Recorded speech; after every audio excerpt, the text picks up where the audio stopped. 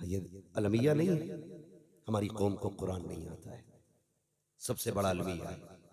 हमारे घरों में रखे रखे ना जुज़दान पे गर्द चढ़ गई, कोई झाड़ने वाला नहीं है। कब कुरान खुलता है? जब अम्मा मर रही हो तब कुरान खुलेगा, बाप का 40वां आएगा तब कुरान खुलेगा। खुदा की कसम, एक दौर इस्लाम का ऐसा भी था, फजर की नमाज पढ़ती थी माए, कुरान लेके बैठ जाती थी, दरवाजे पे परिंदे आते थे, वो तिलावत करती थी, परिंदे भी कुरान सुना करते थे। आज अलमिया है कि सुबह फजर के बाद गानों की तो आवाज आ सकती है, लेकिन कुरान की नहीं आती, कुरान की नहीं आती है। यार हमें हो क्या गया है, क्यों नहीं पढ़ते कुरान? कहते हैं ये गरीबों की पढ़ाई है, ये पढ़ाई गरीबों की नहीं है।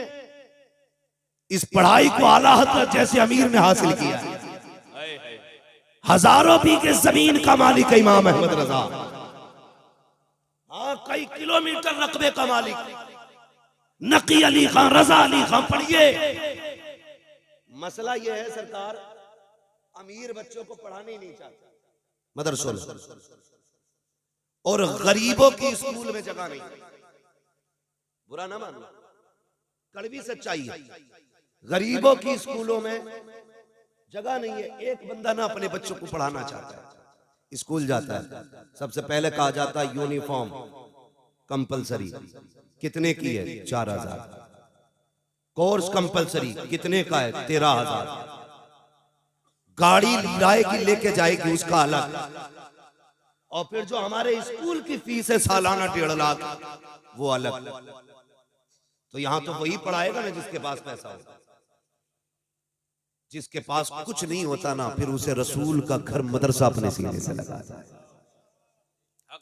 नंगे पैर बच्चा आया मदरसे ने कहा वेलकम है तेरा, फटे कपड़ों में आया वेलकम है तेरा, कायदा बगदादी तेरे पास नहीं है हम देंगे, बैठने के लिए जगह नहीं है हम देंगे। एहसान मानो मदरसों का, जिसे कोई सीने से नहीं लगाता उसे कुरान वाले सीने से लगाया करते। फिर किस बात पे करते हो? ये गरीबों की पढ़ाई है, खुदा की कसम ये पढ़ाने वाले सबसे अमीर, सबसे अमीर है। और आपसे भी गुजारिश है, मदरसे के बच्चों को यतीम ना समझा करो, लावारिस ना कहा करो। ये मदरसे के तलबा वो हैं जिनका मदीने वाला भी वारिस है, खुद काबे वाला भी वारिस है। ये मैं नहीं कहूंगा कि हजरत आपके आगे हाथ फैलाएंगे आप देना, अल्लाह तौफीक दे तो खुद चल के मदरसों की खिदमत किया, खुद चल के मदरसों की खिदमत किया करो, आगे बढ़ के खिदमत किया करो। फोन आता चंदा चाहिए, मौलाना उमर साहब फोन करे, भाई 500 की रसीद थी, तनख्वाह जानी है। कहता है यार तुमने तो पीछे ही ले लिया, अभी 1 ही साल तो हुआ रसीद कटवाए हुए। ये जवाब दिया जाता है। अगर किसी आलिम का फोन पहुंचे ना, अल्लाह का शुक्र अदा किया करो। ये मत सोचा करो मौलवी ने याद किया, ये सोचा करो मदीने वाले मुस्तफा ने याद किया है ना। मेरे घर का मामला है, मैं खर्च चलाऊंगा, सरकार के घर का मामला, सरकार को खर्चे की फिक्र है। हुजूर के घर का मामला है तो फिर फिक्र हुजूर ही को होती है। ये बंदे, ये लोग, ये भीड़ तो सिर्फ वसीला होती है। अगर तेरे दरवाजे पे कोई आलिम आया है, वेलकम कर, इस्तकबाल कर, पानी पिला, इज्जत से बैठा, फिर पूछ कैसे आना हुआ, मदरसे की जरूरत थी, कुछ ना कहे, तेरी हैसियत 10 रुपए की है 10 ही दे दे, खाली ना लौटाना, खाली मत लौटाना, कम से कम इज्जत ही दे दे। यार मेरा मेहमान तुम्हारे शहर आए, तुम उसे इज्जत दोगे, मुझे पता चलेगा तो खुशी नहीं होगी। अगर हुजूर का मेहमान तुम्हारे दरवाजे आए, ये खबर मदीने पहुंचेगी तो मुस्तफा को कितनी खुशी होगी। लेकिन घमंड में मरा जा रहा, 4 पुटलिए कपड़े क्या बेच लिए, मौलवी से कहता आके ले जाना, मर के देख वही कुछ मीटर ही मिलना है, ऊन के काट ले या रेशमी काट ले, जाना लट्ठे में ये लिपट के। कफन तेरा भी सफेद होगा, मेरा भी सफेद होगा, किसी के गले में सोने की जंजीर नहीं होगी, जाना सबको मिट्टी में। वही कपड़े का बंद होना है। लोग मुंह भी इसलिए छुपा देते हैं कि इसने जुर्म किए, किस बात किया करे यार, डर नहीं लगता बिल्कुल भी। घमंड दिखाते हुए आला हजरत को देखिए, उनकी शख्सियत को समझिए। आप अगर तारीफ पढ़े ना तो लगता है कि हम कहां जी रहे हैं। 100 से ज्यादा उलूम पर महारत ताम्मा रखने वाली जात, जिसने इल्तिजा की हुजूर को देखने की तो आंखों से देखा है साहब, जिसने 1000 से ज्यादा किताबें लिखी, लेकिन उसका नजरिया क्या था? उसने कहा मुजरिम को न शर्माओ, आबाब कफन ढक दो, मुंह देख के क्या होगा, पर्दे में भलाई। तुझे किस बात की कड़े यार, किस बात पर इतरा रहा है? आ जाना 3 बजे।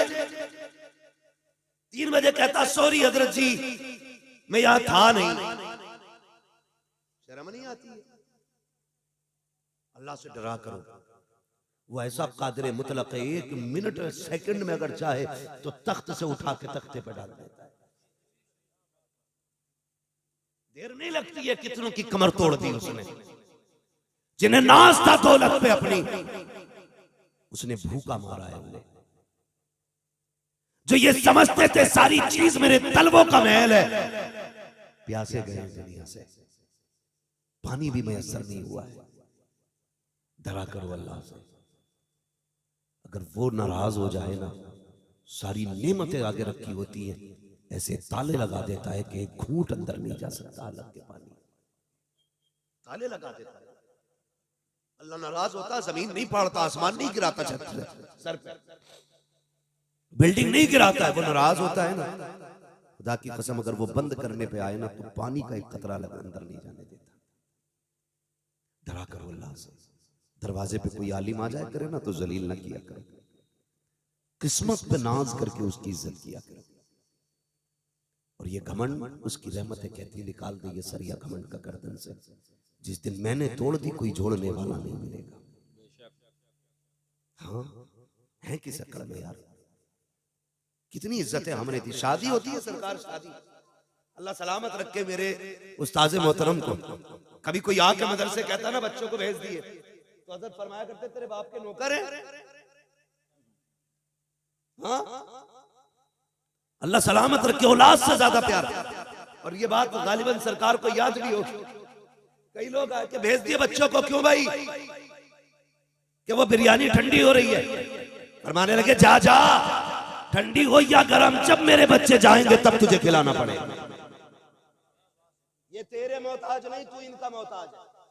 ये सिखाते थे इल्म वालों का मकाम क्या होता है।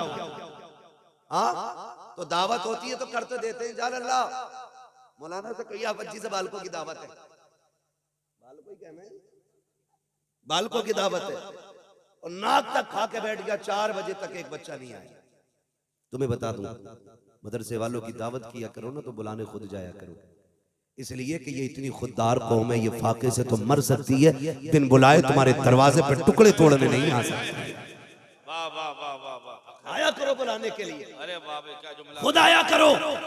मगर होता क्या है, हमारे बच्चों की दावतें कब होती हैं? जब 40वां हो तब मदरसे वाले याद आते हैं, जब तीजा हो तब पहले मदरसे वालों को बुलाया जाता है, जब अम्मा का इंतकाल हो गया हो तब कुरान वालों को बुलाया जाता है। मेरी कौम में पूछना चाहता हूँ, जब बेटे का वलीमा था तब मदरसे वाले कहाँ थे? जब बेटी की रुखसती हो रही थी तब मदरसे वाले याद क्यों नहीं आए? अगर दावत भी कर दी जाए तो बुलाना भूल जाते हैं, कहते हैं हजरत जी दिमाग से निकल गया था। मुझे पता अगर ये दिमाग से निकले हैं तो वो जो आगे वाले टेबल लगे हैं वो किसके लिए लगे थे? का इस पे स्टैंडर्ड लोग बैठेंगे। किसको स्टैंडर्ड तुमने कहा? जिसके पास 12,000 का कोट है वो स्टैंडर्ड होता है, जिसकी आंखों पे 16,000 का चश्मा है वो स्टैंडर्ड होता है, जिसके सर पे 6,000 का कैप लगा है वो स्टैंडर्ड होता है। ये तुम्हारा मैयार है। 24,000 के जूते पहनने वाले को तुम स्टैंडर्ड कहते हो, गलत है। चल पूछ मदीने वाले से स्टैंडर्ड किसे कहा जाता है।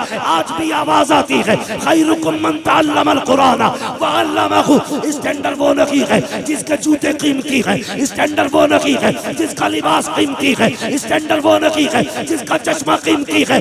स्टैंडर्ड वो है जो कुरान पढ़ा करता है, कुरान पढ़ाया करता है। नारे तकबीर, नारे रिसालत, मसलके आला हजरत मुफ्ती हम्माद साहब किबला। अरे वाह भाई, पहले नंबर पे दावत कुरान वालों की किया करो। ये बात मैंने रात भी कही थी और फिर कह रहा हूं, मेरे सरकार बैठे, मुझे डर नहीं है। बाप के सामने बेटा फिर किसी से भी लड़ जाता है, क्योंकि संभालने के लिए होता ही अब्बा है, इसीलिए वो होता अब्बा है, इसीलिए वो अब्बा होता है। हाँ? तवज्जो है आप लोगों को? हमारी कौम के हालात जानते हो? कह रहे यार फसल मर गई तो किसी ने कहा फला बाबे के पास चला जा, घोड़े की पूंछ का बाल देता है। हमारे अकीदे देखिए, अकीदे। मुझे कोई वहां भी ना समझे, तुम में सबसे पक्का सुन्नी हूं और सबसे पक्का बरेलवी। हल्के में मत लेना, लेकिन समझाना चाह रहा हूं। बहुत गौर से सुनिएगा। कह रहे आप फला बाबे से चले जाओ, घोड़े के छल्ले देता पूछ के, चारों कोनों में खेत के एक एक दबा दो, फसल नहीं मरेगी। एक तो खुले में ऐलान कर जाता है ये घोड़े की नाल की अंगूठी है, जो पहन लेगा कभी नुकसान नहीं होगा। इतनी जुर्रत हो गई सुन्नियों की गलियों में ये नारे, और तुम्हारा ईमान इतना कमजोर कि तुम कुरान से ज्यादा घोड़े की पूंछ में एतमाद करते हो। सुनो तो सही, जाओ फिर किसी पूंछ की बात नहीं, ऐसे बाबा जो घोड़े की पूंछ देते हैं, पूरा बाबा उठा के ले आओ, उसके गले में फांसी का फंदा लटका दो, खेत में टांग दो, बरकत नहीं होनी है। अगर बरकत चाहते हो तो मदरसे आओ, किसी आलिम के पास आओ, कहा हजरत जी एक कुरान वाला दे दो, बरकत नहीं हो रही है। अपने दस्तरखान पे बैठा और उससे प्लेट अलग नहीं करना, गिलास अलग नहीं देना है, उससे कह दे इसी बर्तन में हाथ डाल, उंगलियां भी डुबो देना, इसलिए कि तू दीन का गाजी है, मुस्तफा के दीन का सिपाही है। सुना ये कि तेरे हाथ में बरकत है, चाहो खुदा की कसम जैसी कुरान पढ़ने वालों के हाथ के पोरुए तुम्हारी तपसी में डूबेंगे, सिर्फ हाथ नहीं आएगा, हाथ के साथ खुदा की रहमतें तेरे घर में उतार दी। घोड़े की पूंछ पे भरोसा है, कुरान वालों पे नहीं। ऐसे ही बाबे हैं, ऐसे ही मुरीद है।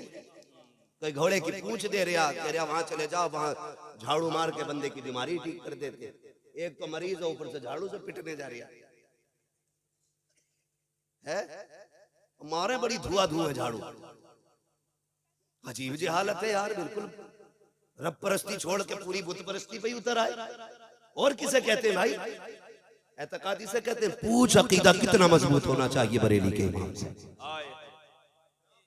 पूछ आला हजरत से अकीदा किसे कहते हैं, एतकाद कितना मजबूत होना चाहिए। आज तो बड़े पहुंचो हुए, जितना नंगा मिल गया ना ऐसा हाथ जोड़ने, बाबा पहुंचा हुआ है बहुत नंगे से, क्या चल एड्रेस भी देके जाओ, नंबर भी देके जा, क्या करेगा कल को सट्टे का नंबर पूछना है।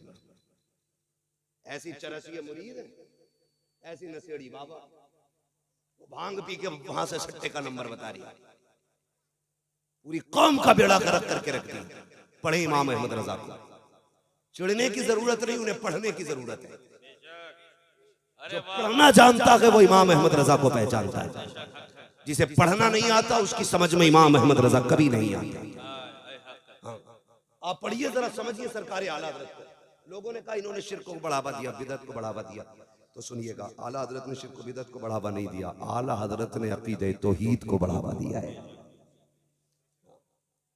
कैसा मामला था सरकार आला हजरत का, जानते हो? सरकार आला हजरत की गली में ना फकीर आ गया। फकीर वो ढंग का था भी नहीं, बेढंगा ही सही, वही था धमकी दे के भीख मांगने वाला, दे अल्लाह के नाम। और कुछ ना मौलवी की सूरत देख के बत्ती भाग जाती कुछ लोगों की, कुछ पीर कुछ फकीरों का मसला ऐसा। मौलवी को देखा चिढ़ गया, उन्होंने सोचा ये देगा थोड़ी, उन्होंने पहले ही धमकी में लेना चाहा, दे वरना हवेली पलट दूंगा। किससे कह रहा था? किससे? नाम ले सकते हो तो लो, बोलो, मुझे लगना चाहिए सुन्नियों में बोल रहा हूं। कितने लोग बाला हजरत को जानते हैं? बोले किससे? आला माशाल्लाह, मैं सुने कुल्लियों में नहीं पक्के सुन्नियों में बात कर रहा हूं। अरे क्या बात है। मैं समझा दूं ये बात भी, आला हजरत को हम इसलिए नहीं मानते कि वो मुजाबिर है, इसलिए नहीं मानते किसी खानका के सज्जादा नशीन है, सिर्फ इसलिए नहीं मानते सिर्फ कि वो हमारे सिलसिले के बुजुर्गों में आते हैं। हम इसलिए आला हजरत को मानते हैं क्योंकि उन्होंने हमारे अकीदे की हिफाजत की है, इसलिए मानते हैं कि उन्होंने हमारे अकीदे की हिफाजत की। मसला खाली पीरा मुरीदी का होता तो इतनी मानते जितने मुरीद होते। मसला आला हजरत का पीरा मुरीदी से नहीं, ईमान से। तो सिर्फ हिंदुस्तान वाले नहीं, पूरी दुनिया वाले आला हजरत के नाम के नारे लगाते हैं। ठीक है जी, तो उन्हें पढ़ने की जरूरत है, चिढ़ने की नहीं। आगे फकीर ने कहने लगा दे वरना हवेली पलट दूंगा। तो फरमाने लगे मिल्कियत तो मेरे मुस्तफा की है, तेरी औकात कैसे तू पलट देगा हवेली? हाँ? सारी मिल्कियत मेरे मुस्तफा की, ये दावा गलत। फरमाने लगे कितने चाहिए? कहा 10। फरमाने लगे 20 दूंगा, लेकिन ये बदल दे जो तू कह रहा है, हवेली पलटने की बात ना कर।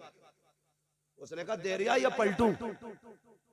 आला हज़रत कहने लगे तू सुबह से शाम तक चीखता रहे, मैं तुझे 1 रुपया नहीं दूंगा। अंदर से अम्मी की आवाज आई, लल्ला बेटे अहमद रजा, फकीरों के मुंह नहीं लगते, दे दे बेटे। कहने लगे अम्मी बात मेरी होती तो बर्दाश्त कर लेता, बात मेरे महबूब की है, हुजूर की बात है, बर्दाश्त नहीं की जाएगी। इसने कहा कैसे हवेली पलट दूंगा? अहमद रजा पूरी जिंदगी कहता रहा, एक तरफ आदाए दी एक तरफ है हासिदी, बंदा है तन्हा शाह तुम पे करोड़ों दुरूद। इसकी कैसे मालूम ये हवेली पलटने आया? मेरी माँ ने कहा बेटे दे दे। कहा नहीं अम्मी, जब तक ये जुमले नहीं बदलेगा अहमद रजा 1 रुपया नहीं देगा। सरकारे मुफ्ती आजम इन छोटे से थे, छत पे खेल रहे थे। जब लोगों की छतें नहीं थी तब इमाम अहमद रजा का 2 मंजिला मकान खड़ा था। ये भी सुन लीजिए, वो अगरबत्तियों से अमीर नहीं हुए, जने कितने घरों के चूल्हे इमाम अहमद रजा के घर से चला करते थे। ये भी ज़हन नशीन कर ले बात। चादरें बेच के अमीर नहीं हुए, फूलों से नहीं हुए। जितने आजकल के पीर कमाते हैं उतने तो अहमद रजा के घर से रोज लुटा दिया जाता है। आज भी लंगर चलता है, लंगर देख रहा हूं, कहता हमारे हजूर पीली तायरी खिलाते। मैंने कहा 1 टाइम खिलाता तेरा पीर, जा मेरे पीर की चौखट पे देख, 1000 से ज्यादा 3 टाइम जामिअतुर रजा में खाना खा रखे हैं। 1000 से ज्यादा 3 टाइम मंजर इस्लाम में खाना खा रखे हैं। 1000 से ज्यादा 3 टाइम मंजर इस्लाम में खाना खा रखे हैं। बताइए किसका लंगर है? तो तुम्हें भी कहना पड़ेगा, खाते हैं तेरे दर का, पीते हैं तेरे दर का, पानी है तेरा पानी, ताना है तेरा। नारे तकबीर, नारे रिसालत, मसलके आला हजरत। सुभान अल्लाह। समझने की जरूरत है यार, सरकार आला हज़रत को समझने की जरूरत है। सरकार मुफ्ती आज़म हिंद अलैहि रहमत व रिज़वान छोटे से थे, छत पे थे, फिसल के गिर गए। जैसे गिरे उस सर के बल गिरे थे। सरकार आला हज़रत की अम्मी की चीख निकल गई, बेटे अहमद रजा मैंने कहा था देख तेरा बेटा छत से गिर गया। हटे नहीं अपनी जगह से, खड़े रहे। जबकि बेटा बड़ा प्यारा होता है बाप को, और फिर बेटा भी मुस्तफा रजा जैसा बेटा, जिसे आला हजरत ने दुआओं में मांगा हो, जिसके आने से पहले माराहरा वालों ने खुशखबरियां सुनाई हो, हाँ, जिसकी विलायत पे मोहर माराहरा वालों ने लगाई हो, वो मुस्तफा रजा छत से गिरे। कहने लगे बेटे देख गिर गया तेरा बेटा। आंख में आंसू आ गए, खड़े रहे। कहने लगे माँ ये तो एक मुस्तफा रजा है, हुजूर के दीन की बात आ जाए तो 1000 मुस्तफा रजा कुर्बान करने तैयार। समझ रहे मेरी बात? 1000 मुस्तफा रजा कुर्बान किए जा सकते। फिर उसके बाद सरकार मुफ्ती आजम उठे और कपड़े झाड़े, आके कहने लगे अब्बा लगे रहिए, मुझे भी कुछ नहीं हुआ। फानूस बन के जिसकी हिफाजत हवा करे, वो शम्मा क्या बुझे जिसे रोशन खुदा है। जी आ गए, फरमाने लगे जा भाई अब कोई मसला नहीं है, कोई पैसा नहीं मिलेगा जब तक जुमला नहीं बदलेगा। उसने कहा डर नहीं रहा, हवेली पलट दूंगा। अब गुस्सा आया बरेली के पठान को। लोग कहते हैं हम सैयद कहते हैं, किसने कहा हम सैयद कहते हैं? हम इमाम अहमद रजा को असली नस्ली पठान कहते हैं। इतना पक्का पठान है जिसका इश्क भी बेमिसाल है, जिसका जलाल भी बेमिसाल है। गुस्सा आया ना इमाम को, अपने पैर की जूती निकाली, कहने लगे ले तू हवेली की बात करता है, जूती हिला के दिखा दे। उसने सोचा पैर की जूती है, इशारा किया, ठोकर लगाई, जूती नहीं गिली है। फिर हाथ से पलटना चाहा, जूती नहीं गिली, पसीना आ गया, कोने में सुकड़ के खड़ा होने लगा। अहमद रजा कहते नादान तुझे क्या पता है, तू ऐसे वैसे से नहीं उलझा, बल्कि उससे उलझ गया है जिस पे बगदाद वाले की भी नजर है, मदीने वाले की भी। क्या दबे जिस पे हिमायत का हो पंजा तेरा, शेर को खतरे में लाता नहीं कुत्ता तेरा। कहने लगे खुदा के कानून में दखलंदाजी नहीं चलेगी, तो ऐसे बाबाओं से बचिए जो धमका के भीख मांगे।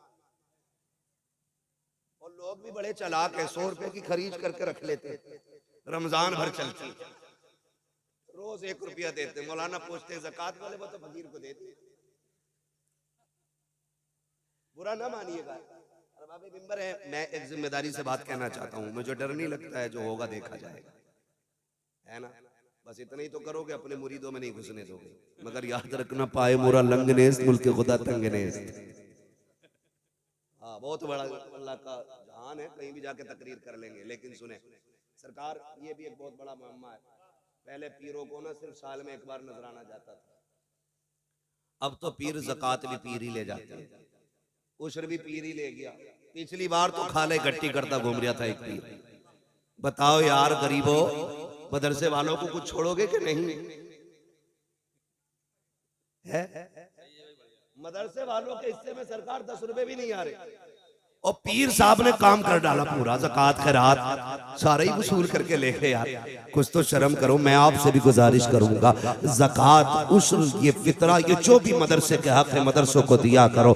उसके अलावा अपने पीर के नाम जमीन करा दो, हमें कोई मतलब नहीं है। जायदाद पीर के नाम कर दो, अच्छी बात है। पूरी बैंक बैलेंस उठा करके पीर को दे दो, कुछ नहीं फर्क पड़ता है। एक साहब से मैंने कहा, यार बड़े अमीर हो, कई इदारे चलाते होगे। उसने कहा नहीं नहीं, मेरी ज़कात फला हजरत को जाती है। कितनी दी है? कहा इस बार 4 लाख मैंने दी है। मैंने कहा यार बता, तेरे इलाके में मदरसा नहीं था, तेरे इलाके में गरीब नहीं थे? उसने कहा थे तो। मैंने कहा फिर उन्हें क्यों नहीं दिया? कहा हजरत से ताल्लुकात अच्छे हैं इसलिए उनके अकाउंट में डाल दिए। मैंने कहा नादान, तूने हजरत के अकाउंट में डाले तो तेरे ताल्लुक हजरत से अच्छे हो गए। काश मदरसों को दिया होता, गरीबों को दिया होता। अगर तू रात के सन्नाटे में किसी बेवा को दे के आ जाता, यतीम को दे के आ जाता, भले मौलवी जानता ना जानता, मदीने वाले से तेरे ताल्लुकात मजबूत हो जाए।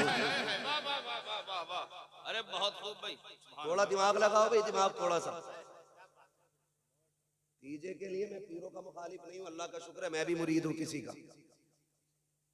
मैंने दामन थामा है सरकार ताजु शरिया का, जिसने जाते जाते कहा था अख्तरे कादरी खुल्द में चल दिया।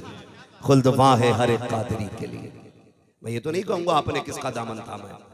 रोटी खाते तो देखभाल के थामा होगा, खास तो खाते नहीं। देखभाल के ऐसे लोगों के हाथ में हाथ दो यार, जो हमारे अकीदे के निगहबान बने, अकीदे के निगहबान बने। आला हज़रत ने एक सबक दिया था, पूरी जिंदगी ये सबक याद रखना, उन्हें जाना उन्हें माना, न रखा गैर से काम। लिल्लाहिल हम्द में दुनिया से मुसलमान गया।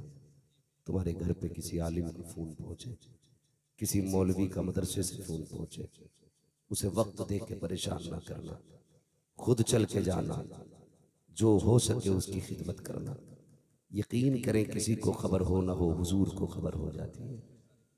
और ये मेरे उस्ताद गिरामी और ये उलमा बैठे, ये लोग जानते हैं जब कभी मदरसे में राशन खत्म होता है ना, कभी नाश्ते का सामान नहीं है, कभी खाने के लिए आटा नहीं है, ये किसी अमीर की घंटी नहीं बजाते, ये सीधे मदीने वाले की चौखट खटखटाते हैं। रात को दुनिया सो जाती है तो ये मुसल्ले बिछाते हैं, रो के कहते हैं या रसूल अल्लाह, मेहमान भी आपके हैं, घर भी आपका है, अगर सुबह को ये भूखे रहे हमारी रुसवाई नहीं होनी है। लोग कहेंगे हुजूर का मेहमान भूखा रह गया। जब इतना ये रो के कहते हैं तो मदीने से इंतजाम होता है, सुबह बाद में होती है, राशन दरवाजे पे पहले भिजवा दिया जाता है। हमारा तो नजरिया ये है, तेरे टुकड़ों पे पले गैर की ठोकर पे न डाल, झिड़कियां खाएं कहाँ छोड़ के सदका तेरा। मदरसों से प्यार कीजिए, मदरसे वालों से प्यार कीजिए। और हजरत अल्लामा मौलाना उमर साहब, अल्लाह इनको सलामत रखे, बड़ी अब्दुल रऊफ साहब, अल्लाह इनको सलामत रखे, बड़ी मेहनतों से इदारे चलते हैं। टांग न खींचिएगा, इनका बाजू बन जाइएगा। कह दीजिएगा जनाब आप ही ने हुजूर का कलमा नहीं पढ़ा, हमने भी हुजूर का कलमा पढ़ा। मेहनत करना आपका काम है, इंतजाम करना हमारा काम है। लग जाओ खर्चे में इनके साथ। क़यामत के दिन जब कोई हामी नहीं होगा ना, तब मदीने वाला नाम ले लेके खड़ा करेगा। वो उठे जिन्होंने मदरसे के खर्चे उठाए थे, वो उठे जिन्होंने मदरसे की तनख्वाहें दी थी, वो किधर है जिन्होंने बच्चों को खाना दिया था, वो किधर है जिन्होंने डेट दी थी, वो किधर है जिन्होंने बच्चों की ड्रेस का इंतजाम किया था। अगर हुजूर ने इतना कह दिया ना, समझ लेना बेड़ा ही पार हो जाएगा, बेड़ा पार हो जाएगा।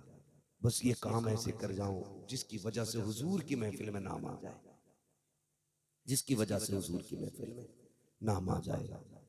लहद में इश्क़ रुख़े शह का दाग लेके चले, अंधेरी रात सुनी थी चराग लेके चले, तेरे गुलामों का नक्शे कदम है राह खुदा, वो क्या भटक सके जो ये सुराग लेके चले।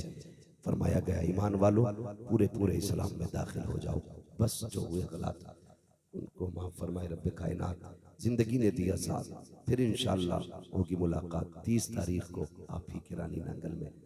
और पीरे तरीक़त रहबरे राह शरीयत रईसुल अत्क़िया वली कामिल मुर्शिद कामिल पीरे कामिल, हाँ मर्द कलंदर। नहीं मैं देखिए, मैं रात भी तकरीर करके आऊँ, मुझे भी तकरीर है, मुझे शाम को भी बदायूं जाके तकरीर करनी है। 1 घंटा प्लस हो चुका है, अल्लाह आपको सलामत रखे ना यार।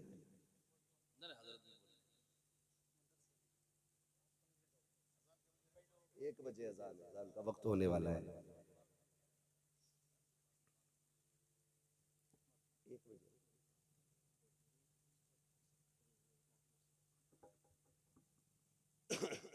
कहते हैं जरा या रसूल अल्लाह, अभी नहीं बोले सारे बोलते हैं जरा या रसूल अल्लाह। जिन्होंने बगैर कहे हाथ उठाए, अल्लाह आज की महफिल के सदक़े में मरने से पहले हुजूर के मदीने की हाज़िरी नसीब फरमा। मुझे हुक्म दिया जा रहा है कि बस 15 मिनट और इंशाअल्लाह गुफ्तगू करनी है।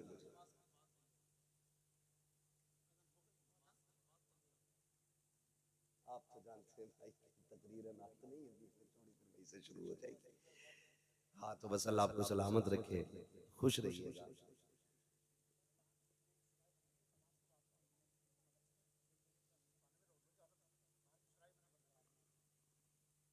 इंशाअल्लाह नमाज मदरसे में अदा की जाएगी और वादा करें इंशाअल्लाह सारे पाक लोग मदरसे में नमाज अदा करेंगे, इंशाअल्लाह करेंगे ना इंशाअल्लाह। हाँ मैंने कहा सारे पाक लोग, ये भी एक मसला है। जब कहो ना रे जनाजा तेरे अब्बा का था, तूने क्यों ना पढ़ी? कह यार नापाक था। नापाक बता दे, पता नहीं कितनी लंबी नापाकी है इसकी, 10 दिन से भी ऊपर निकल गई क्या? पाक रहने की आदत डालो। पाक बंदा बावजू रहता है, खुदा की रहमत के फरिश्ते उसकी हिफाजत किया करते हैं। हाँ और बेटों को भी पढ़ाइए, बेटियों को भी पढ़ाइए, दोनों को पढ़ाएंगे ना? बोलो इंशाअल्लाह। एक मैं बात बता दूं, इंतकाल होता है ना तो कहते हैं लल्ला जल्दी जा पानी पड़वा के ला हाफिज जी से। हाफिज जी हाथ ना आया ना तो फिर खटिया खड़ी, फिर गला घोटा जा रहा है। कम से कम इतना कर जाओ कि अपने बच्चों को कुरान पढ़ा लो, ताकि तुम्हारा दम निकलने लगे तो किसी का मुंह ना देखना पड़े। तेरा बेटा तेरे बगल में खड़े होकर कुरान की आयतें पढ़ना शुरू कर दे। ये नसीब की बात होती है भाई। जिनके बेटे हाफिज बने ना, वो अपने बेटों से कोई ज्यादा काम ना लेना, उनकी बस एक ड्यूटी लगा देना, तुझे इसलिए पढ़ाया गया कि मरने के बाद हमारे काम आ जाए। ये उनसे कहिएगा, भाई हैं बेटे हैं, उनसे कहिए मरने के बाद हमारे काम आ जाए। वो पूछे कौन सा काम का? जब मिट्टी देने के बाद दुनिया लौट आए ना तो 2-4 पारे बैठ के हमें कुरान के सुना देना, 2-4 पारे कब्र पे बैठ के सुना देना। ये सबसे बड़ा फायदा है कुरान पढ़ाने का बच्चों को, कि तुम्हारे दुनिया के लौट आने के बाद बेटा बैठेगा। अकेला बंदा कब्र में होगा ना, फिर डरेगा नहीं, बेटा कुरान पढ़ता होगा। लेकिन मिजाज ही अलग है। अल्लाह हमारे सुन्नियों को अक्ल सलीम अता फरमाए। हम करते क्या, अरे देखी जागी जो होगी, जाना तो मट्टी में ही है, बड़ी जिर्रत से कह रहा तो होगा देखा जाएगा। आ जाती है ना शबे कद्र या शबे बारात, पूरे कब्रिस्तान में झाड़ू लग रही है, खुरपे लेके घास खोद रहे, क्या कर रहे हो? कि कब्रिस्तान की सफाई। कहा क्यों? कि पता ना आज शबे कद्र है। मौलवियों से कह रहा तुझे, तुम्हें पता ना आज शबे बारात है? तो मैंने कहा भाई फिर क्या कर रहा है? कई जगहों पे क्या होता है, लाइट लगाई जाती है, इतनी लाइट कब्रिस्तान में लगा दी जाती है कि बल अभी बला। सुने बहुत गौर से जो मैं कह रहा हूं, अभी कोई नतीजा ना निकालना, जब बात पूरी हो तब नतीजा निकालिएगा। इतनी अगरबत्ती है कि कब्रिस्तान में धुआं ही धुआं। कुछ तो अब्बा के सिर पे गाड़ का था अगरबत्ती, जहां सर है वहीं। उलमा से पूछो कब्र पे आग को नहीं रखना चाहिए।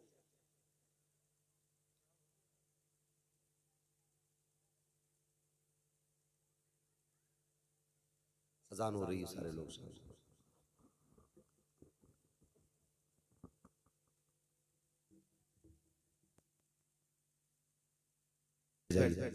देखिए जिस मकसद से इस जलसे को सजाया गया है, अब वो साथ सईद करीब है। अब फारिगीन के सर पे ताज रखा जाना है उलमाए अहले सुन्नत के हाथ से। ये वो ताज नहीं है जिसके उतरने के बाद बरकतें खत्म हो जाती हैं।